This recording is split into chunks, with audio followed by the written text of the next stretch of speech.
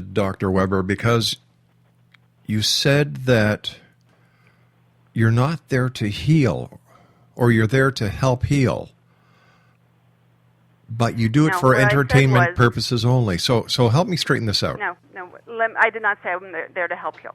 Here's what it is. What I said is I provide information, and people judge how they interpret that information. For some people, actually many of my clients will say it's a healing, uplifting, enlightening, empowering experience to receive this information. Okay. That's their judgment.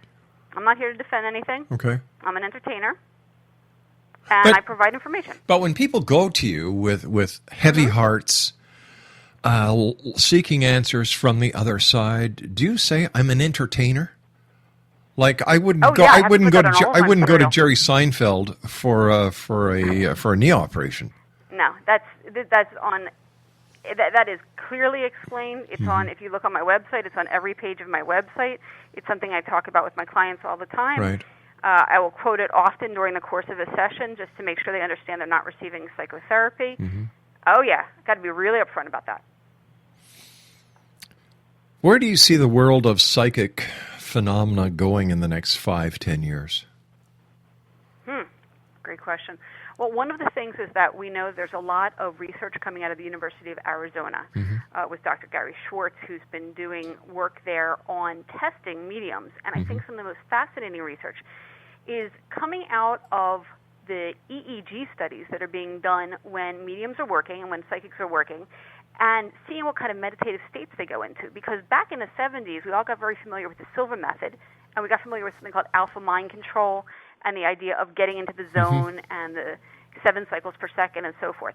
And you know what? They found that when people were doing psychic work, so we're not talking about communicating with the other side, just clairvoyance, clairsentience, that sort of thing.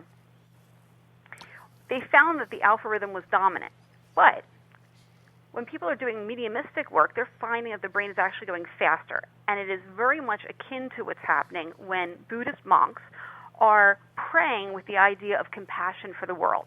So when the Buddhist monks get into these very empathetic states, what their brains are doing and what mediums' brains are doing, they're finding out are paralleling each other. And I think that's fascinating. So we know that in both psychic readings and mediumistic work, the brain is changing in terms of what it's doing. Isn't it funny? Because in mediumship, you're communicating with the other side, and when you pray, you're trying to communicate with the other side. Absolutely. Yeah. Absolutely. So the brain is doing a similar thing.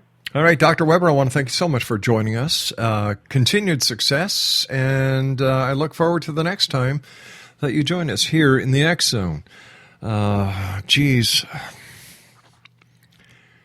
Why would anybody go to an entertainer, spend $175 an hour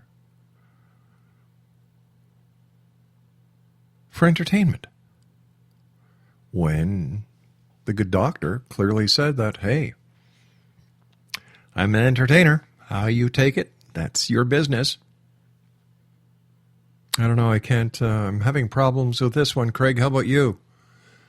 Craig, on a starship from 1 to 10, 10 being the highest and 1 being the lowest, what do you give it? 3. Yeah, you and I are right on the same ball this time, my friend. Something doesn't ring right. Something just doesn't ring right, Craig. We'll have to check into this later on, but I'm sure she said something about healing. We'll play it back, and if we're right, we'll send her a copy of the tape. I'll be back on the other side of this commercial break with the news, Exonation, as we continue investigating, and this is the key word, investigating the world of the paranormal and the pseudoscience of parapsychology here in the X Zone from our broadcast center in Hamilton, Ontario, Canada. My name is Rob McConnell. We'll be back. Don't go away.